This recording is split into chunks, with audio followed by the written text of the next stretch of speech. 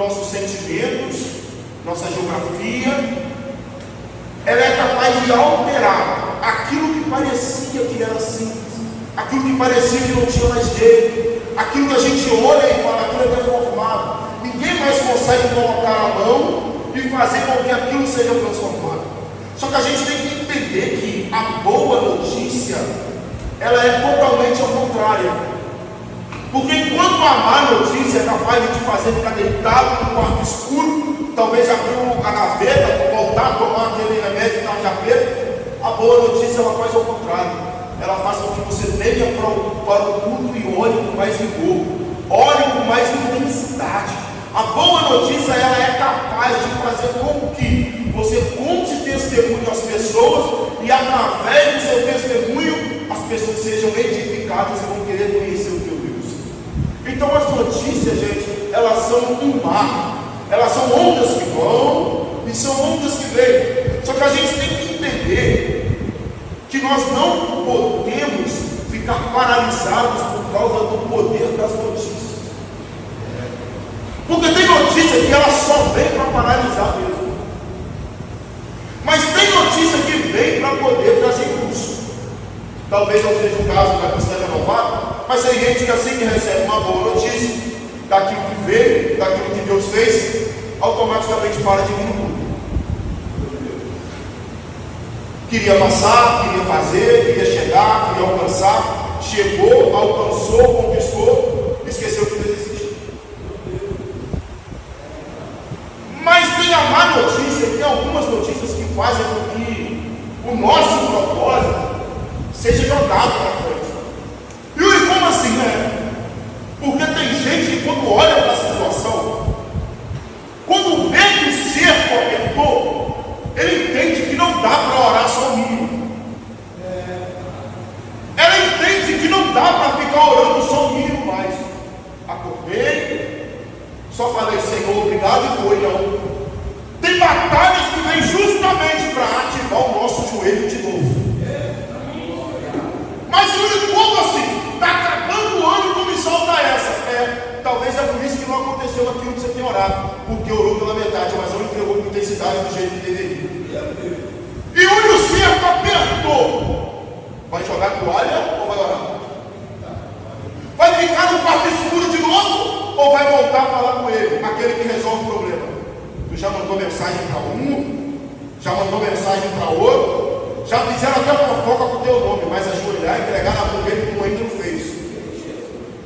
Eu falei, Deus tem algo para nós. Então a gente tem que entender que não tem como ficar paralisado por causa da notícia. Aqui não tem, só lá na central. Tem gente que dependendo da notícia nem no culto quer vir mais.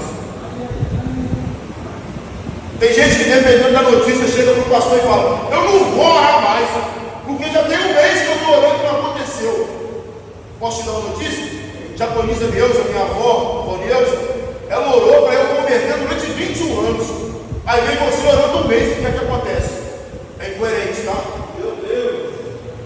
E Uri, mas eu estou entregando, será? Passa a observar, porque sempre que a notícia vem, tu regride. Em vez de voltar a orar como orava e intensivar, não. Parece que não está acontecendo nada, então é melhor retroceder, né? Tem gente que por causa de notícia arruma confusão, faz fofoca, quer brigar, né? Tem gente que sai do caminho do Senhor. Que a gente tem que entender, essa frase eu gosto muito dela, que eu vou falar devagar para os irmãos poderem entender. O mesmo sol que amolece a cera é o mesmo sol que endurece o barro. E olha como assim, a mesma notícia que é capaz de matar um, é a notícia que faz o outro permanecer agarrado com Cristo. Gente.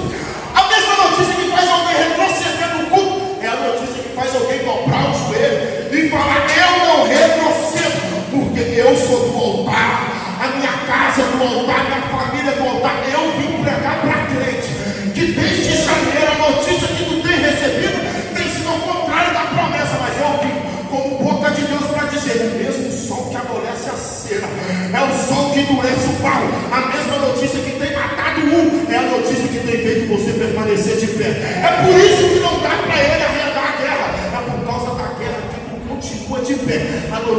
tem te paralisado, ela tem te feito forte para poder continuar caminhando. Se tu recebe essa palavra, pelo menos 2 glórias tu dá.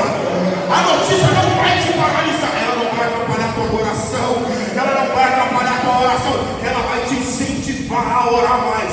Aleluia. Esse ano de 2025, tu não vai virar o ano com a frustração da oração que não foi respondida. Isso aqui é profecia. Recebe quem quer. Esse ano de 2025 ainda, tu vai andar com a tua notícia de vontade aqui no Iraís.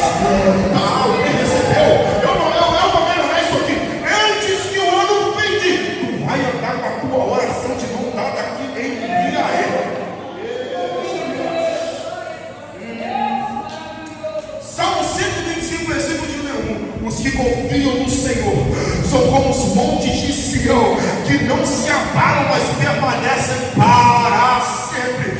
A tua confiança não está em carro, a tua confiança não está em cavalo, a tua confiança não pode estar no João da direita, nem no João da esquerda.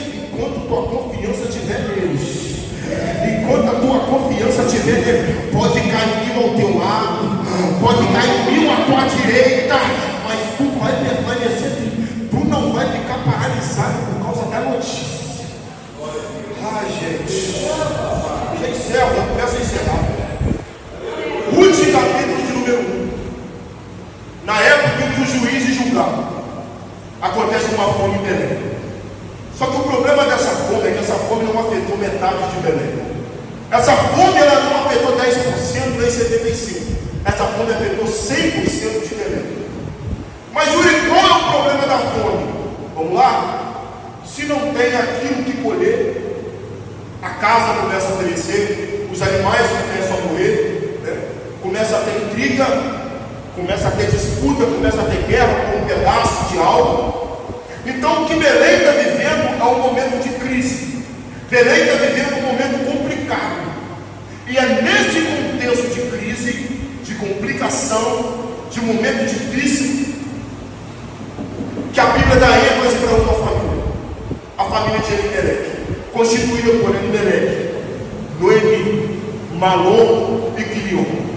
É nesse contexto de fome, de dificuldade, que essa família está sendo exposta para nós. Nós estamos falando, gente, de um pai de família que está vendo a fome chegar na casa. Nós estamos falando de um homem que está vendo os filhos que estão com fome, a mulher que está com fome. Nós estamos falando de um homem que está vendo tudo em volta aqui, e a ideia que ele tem é uma ótima ideia. A ideia que ele tem é uma ideia perfeita. Por quê? Porque uma crise chegou na casa do pão. Belém significa a casa do pão. É como se você chegasse aqui na Plana Vitória e pedisse 2 pães de sal, um copo de café, o recepcionista olhasse para você e dissesse: ó, aqui tem tudo, mas não tem pão. Não faz sentido. Belém é uma padaria que está passando por uma crise. O bolo está estragado, a matéria-prima não desenvolve. Então Belém está passando por um momento de escassez e está afetando pessoas. Yuri, o que aconteceu para ter esse momento de escassez? Não sabemos. Mas chegou uma crise em Belém. E a crise, quando ela chega, ela não bate na porta do pé de você. A crise, quando ela nos alcança, ela não fala: deixa eu entrar, por favor. Não. Ela simplesmente abre a porta, entra e fala: cheguei, vai reagir como? Então, assim que ele depara com uma crise, a ideia dele é: meu filho não pode passar fome, a minha esposa não pode passar fome. Então, qual é a ideia dele? Se aqui não tem, eu vou ir para um lugar que tem produção. A ideia é ótima, o plano é perfeito, mas o problema é: o plano é bom, o plano é perfeito, mas o problema é a execução do plano. Yuri, por quê? Ele tem uma decisão. Qual? Vou descer para Moab. Motivo: quando eu olho para Moab, os campos de Moab eles estão fartos.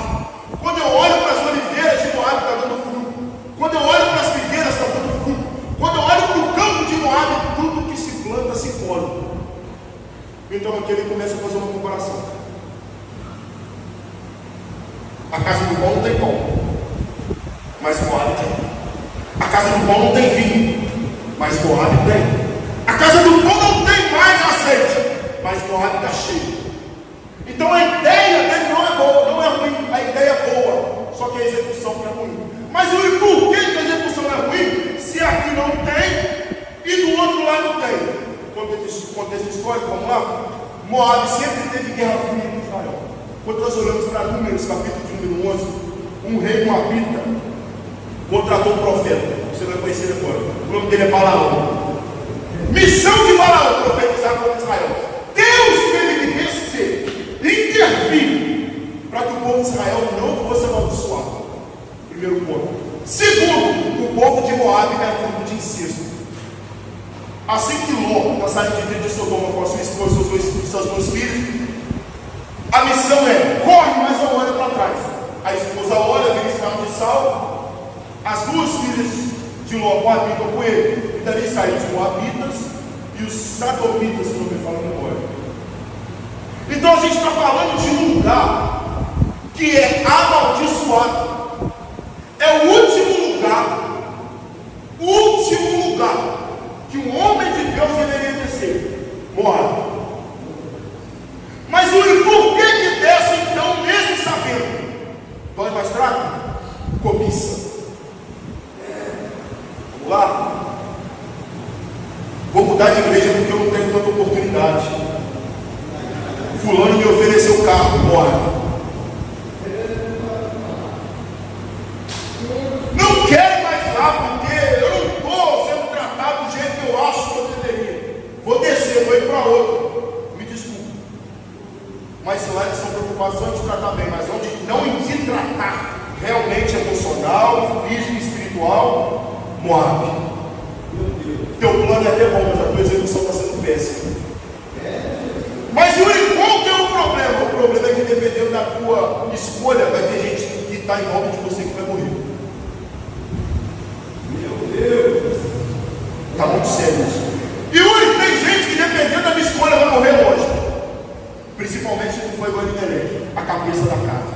Nós estamos falando de uma época, gente, onde o marido fala: vamos para a direita, a casa reúne e vai para a direita. Vamos para a esquerda, a casa reúne e vai para a esquerda. Então a gente está falando de um líder que está tomando uma decisão errada, mas com o plano certo. A minha casa não pode ter fome. Só que a pergunta que eu quero deixar para você, em nome de Jesus, que vai dormir com ela, vai ser essa aqui: para onde tu vai quando a crise decide bater? Para quem você liga quando a crise bate? Será que tu fala com aquele contato antigo da época que tu era do mundo? Será que tu fala com aquela pessoa que pode dar aquele jeitinho? Será que você chama fulano que você já disse que não dava mais para colocar sentado na tua mesa, porque não condiz com aquilo que Deus tem te dito? Primeiro ponto dessa mensagem: a notícia de escassez. A notícia de escassez fez ele merece negociar o futuro. Na falta de provisão, tem gente que negocia o princípio. E quem negocia o princípio, uma hora ou outra, vira motivo de milagre. Olha o que está escrito em 1 João, capítulo 2, versículo 16. Porque tudo que há no mundo, a cobiça da carne, a cobiça dos olhos, a soberba da vida, não procede do Pai, mas procede do mundo. E o Belém não tem comida. Tá bom, Belém não tem comida, mas tem um detalhe em Belém. Qual? Deus passa por Belém. Vou melhorar isso aqui. Belém não está tendo produção, mas tem um detalhe. O dono da produção caminha em Belém. Mas por que eu não tenho que ir para Moabe? Deus nunca passeou por lá. Belém é o melhor lugar para estar, mesmo sem produção. Moabe não tem Deus. Decisões erradas matam.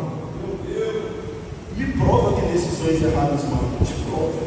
Você conhece o texto provavelmente melhor do que eu. Desceram para Moabe, passa seu tempo. O dono da casa morre. Motivo? Não sabemos. A decisão matou. E quem? Matou o primeiro, aquele que teve a ideia. Vamos lá? Eu estou dizendo para alguém aqui hoje: cuidado. Tu está igual Judas. Tu já foi na reunião, já colocou a moeda no bolso e está só esperando a oportunidade. Deus está falando para alguém que hoje dá um passo para trás. Calavaço. Deus está dizendo para alguém que a moeda já está no teu bolso, tu já conversou com quem não tinha que conversar, está tentando fazer aliança com quem não tinha que fazer. Deus está dizendo para alguém, dá um passo para trás. Vai ter gente que vai morrer por causa da tua decisão.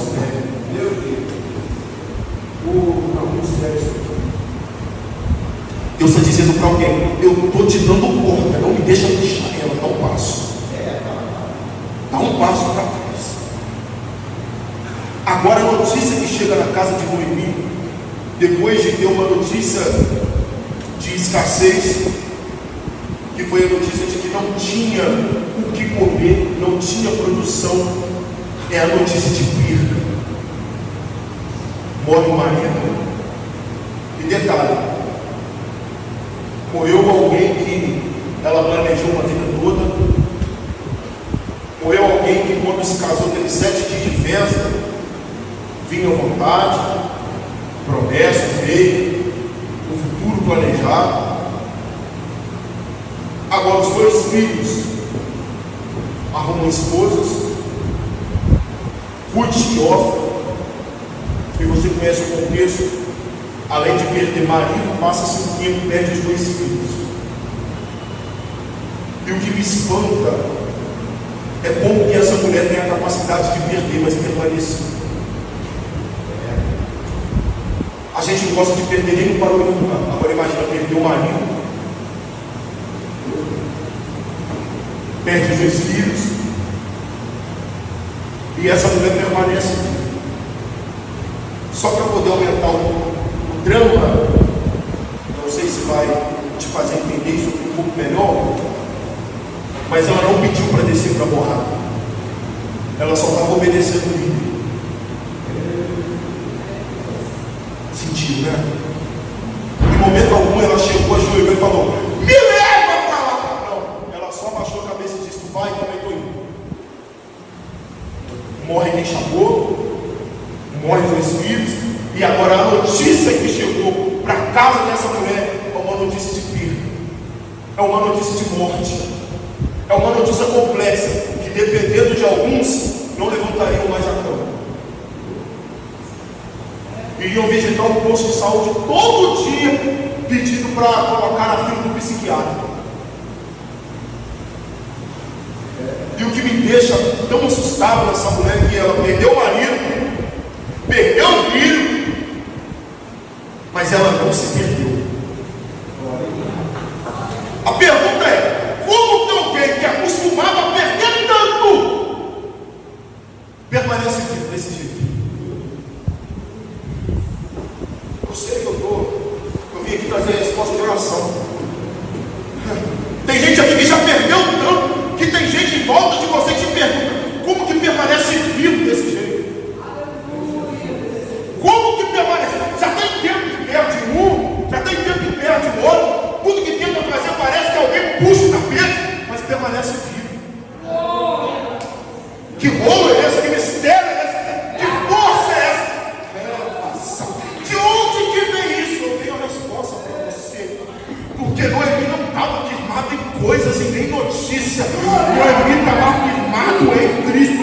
Mateus 7, versículo de número 24, diz assim: aqueles que ouvem as minhas palavras, mas não as praticam, assemelhá-lo-ei um homem insensato, aquele que edificou a tua casa sobre a areia. Veio a chuva, veio o vento, veio o rio, e a queda foi grande. Porém, aqueles que escutam as minhas palavras e as praticam, assemelhá-lo-ei como um homem sensato, que edificando a tua casa sobre a rocha, que edificando a tua casa sobre a rocha.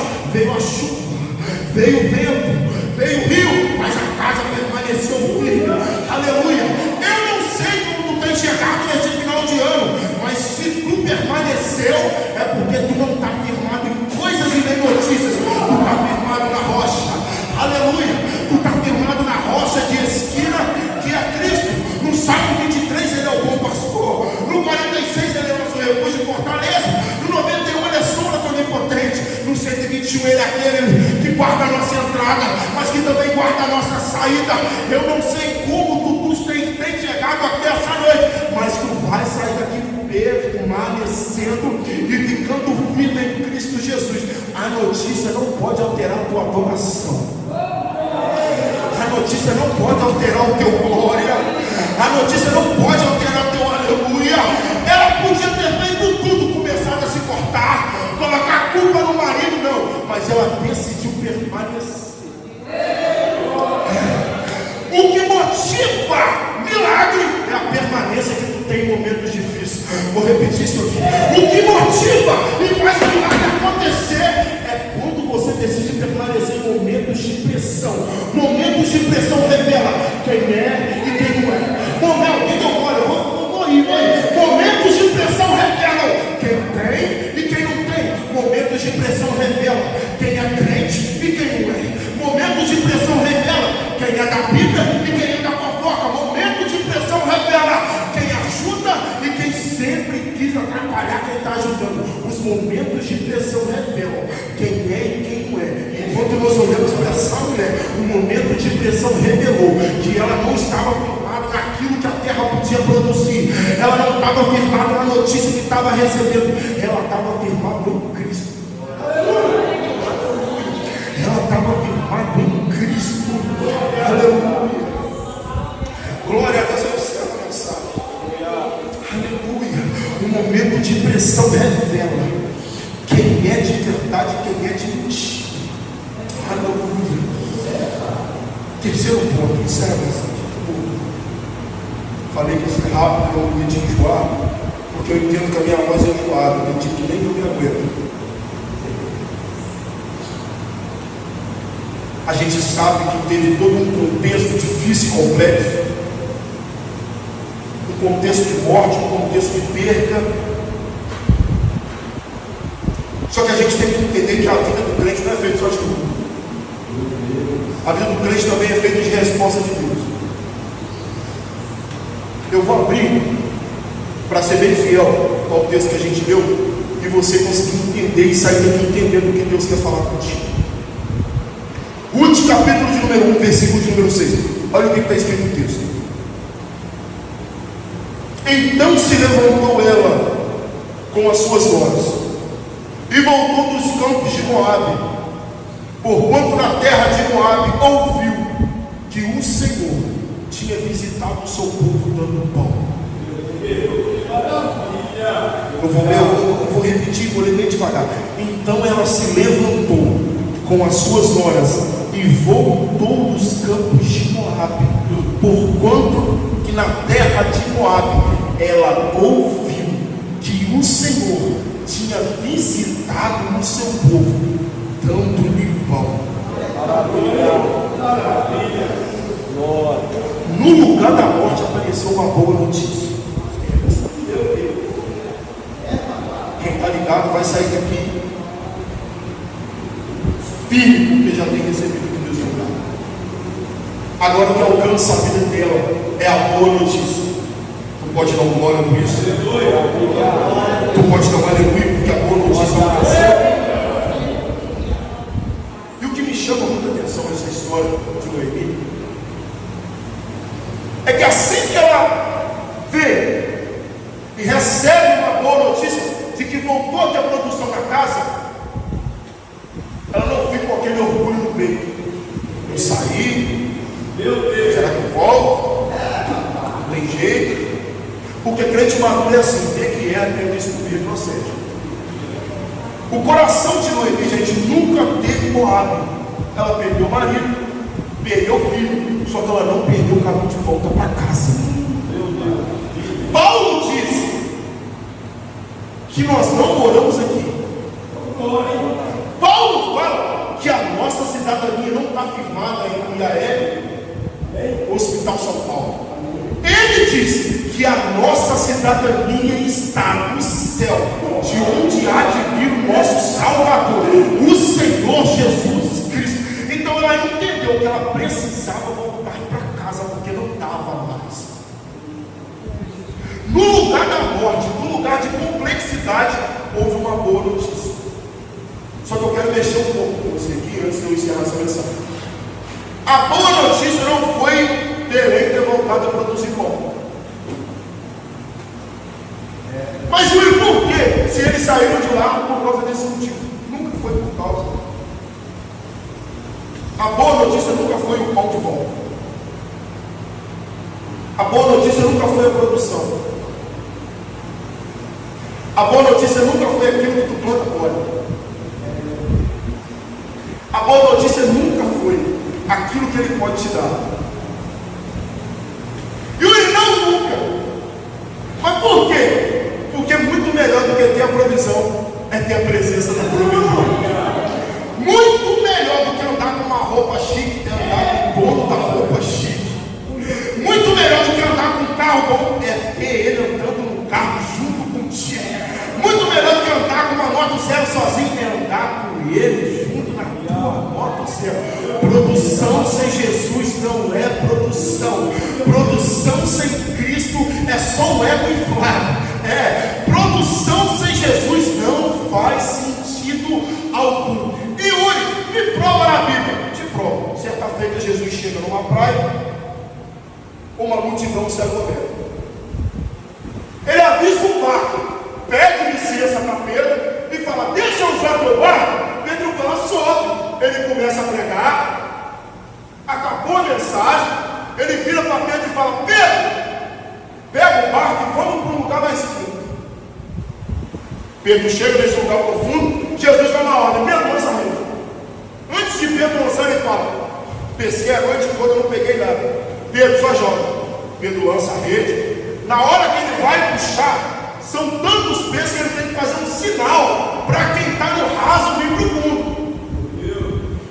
Eles vêm e até o segundo barco começa a ir a pique.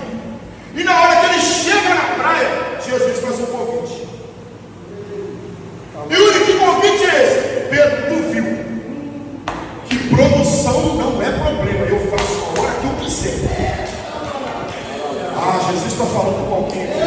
Produção não é difícil para mim. Ageu capítulo 2, 8 e 9 diz que Ele é o dono do ouro e da prata. Então, para Ele, produção não tem problema algum. Só que o convite que Ele faz para Ele é: larga o peixe e anda comigo, porque eu vou te fazer pescador de gente. Produção sem Jesus não faz sentido. Aleluia. Muito melhor do que ter uma rede cheia de peixe é ter Jesus andando contigo no barco. Muito melhor do que ter uma rede lotada de nota de 100 é ter o Cristo ressurreto andando do teu lado pela rua de Muriaé. Há quem diga que é muito melhor receber um kit, tem quem fala que é muito melhor ter uma casa, tem quem fala que é muito melhor ter um carro. Mas você vai me perguntar: essa teologia esquisita que o pessoal está pregando por aí. Mas eu sou remanescente, eu continuo dizendo: é muito melhor ter Ele e a palavra do teu lado do que as coisas que a terra pode te entregar. E Yuri, por quê? O pão uma hora acaba, a roupa uma hora encolhe o rasgo. O teu carro pode furar o pneu e te deixar na mão no meio da estrada. Tua moto, se não trocar o óleo, bate o motor. Dependendo do varal que você tiver em casa, se for aquele de arame igual da minha avó, se tirar a roupa, vai dar buraco. Só que Cristo nunca perdeu. Ele nunca perdeu batalha. Ele nunca ficou parado. Aonde ele chega tem movimento de novo. Aonde ele entra, cego volta ativa, paralítico volta ativa. Ele nunca perdeu nada. Aí a gente tem esse costume, né? Só porque parece que as coisas da terra é melhor, a gente tem hora que troca. A gente tem hora que troca ele pelo WhatsApp, tem hora que a gente troca ele pelo TikTok, tem hora que a gente troca ele pelo Instagram, tem hora que a gente troca ele, gente, até pelo chefe. Vou bajular um pouco, vou ficar perto um pouco, para ver se sobe. Só que eu tenho uma palavra para você: para de trocar Cristo, para de negociar Cristo. Cristo não veio para ser negociado, é igual Judas. Está negociando aquilo que não tem valor. E ele não tem valor, não tem, é inestimável. Olha o que Paulo escreve a carta a Filipenses: mesmo sendo Deus, não se usurpou em ser igual a Deus, mas tomou forma de homem, humilhando a si mesmo, e tendo a pior morte. Qual é a morte romana? A morte de cruz. Ele foi açoitado com uma sorraque, e cada ponto dela, osso de carneiro. Para quê? Para que quando batesse nas costas do nosso Cristo, deslacerasse. Foi colocado nele uma coroa não, foi colocado nele um capacete de espinhos. Não foi uma coroa, como algumas imagens dizem por aí, não. Foi colocado também no nosso Cristo um vestido de púrpura, um pano fininho. Para quê? Para que todas as vezes que a ferida e o sangue da ferida secasse, o povo romano chegava e puxava aquilo, aumentando a dor de Cristo. Pois é isso que eu estou dizendo. Ele não tem valor, ele é inestimável. Não tem como achar que tu vai andar de carro sozinho e vai estar muito melhor do que tivesse com Cristo. Mas Yuri, eu estou a pé. Está com ele? Teu lugar e Yuri parece que não está dando certo. Tu está com ele? Então só parece. Ele está só organizando. A gente tem um testemunho aqui, gente. Misericórdia, que coisa linda. A melhor coisa que tem é ver Deus produzindo em casa. A melhor coisa que tem é ver Deus movimentando no meio dos nossos. Porque não fica aquela ideia de que Ele não faz mais, de que Ele não entra mais, de que Ele não se movimenta mais. Não, Ele está se movimentando hoje no nosso meio. Só não percebe quem não tem que fazer muita força para não perceber. E algo que me faz ficar mais apaixonado por essa história, eu encerro, é que assim que Deus volta a passar em Belém, Belém volta a ter pão, Belém volta a ter produção. Então aqui eu entendo que não é por causa do adubo que os belemitas haviam jogado na terra, não é por causa do maquinário que teve crescimento, não foi porque alguém entendia muito bem que teve crescimento, não. O que gerou crescimento foi Ele. João 15, versículo 1 está escrito assim: eu sou a videira verdadeira, mas o meu pai é o grande lavrador. 1 Coríntios 3,6. Olha o que Paulo fala: eu plantei, Apolo regou, mas quem gerou o crescimento foi Deus. Aleluia! Deus é quem está gerando o crescimento em nosso meio. Quero convidar a igreja a uma permissão para nós podermos se colocar de pé. Aleluia! A boa notícia chegou. Só que a boa notícia, gente, ela demorou, mas chegou. Tua presença vale mais do que a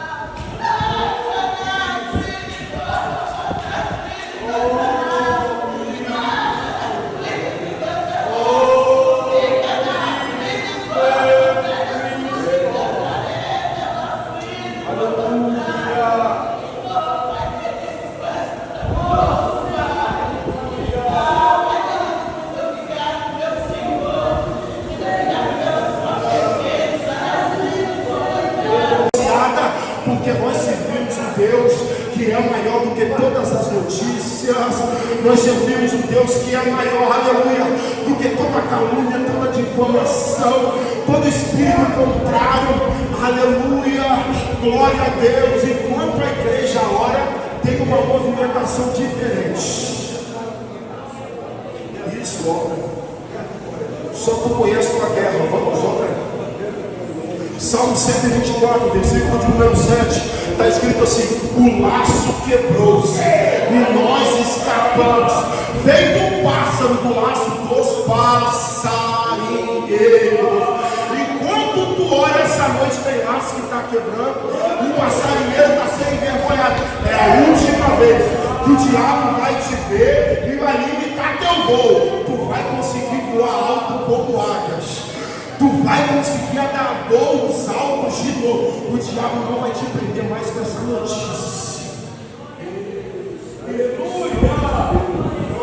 Meu Deus do céu, isso é de Deus demais aqui, gente. Levar-se como anúncia para levar. Se tu é da língua estranha, fala. Não fica com vergonha, não. Se edifica aí. Tu já foi ameaçado esse ano, tu já foi caluniado, já foi pisado, e tu permaneceu vivo. Aleluia. A mão de Deus te guardou, a mão de Deus te protegeu. Aleluia. O Salmo 46 diz que ele cessa a guerra até o amanhecer. Aleluia. O mesmo Salmo também diz que é um rio cujas correntes se alegram na cidade do Altíssimo. Não sou eu que estou no meio dessa cidade, não é o Marcos que está no meio dessa cidade. Deus está no meio dessa cidade onde o rio jorra. E eu tenho essa palavra para você: tem águas de cura que desce, de cova. Tem água que está descendo aqui hoje. A cristã renovada está sendo inundada por uma água do tempo de Deus. Ai, Deus.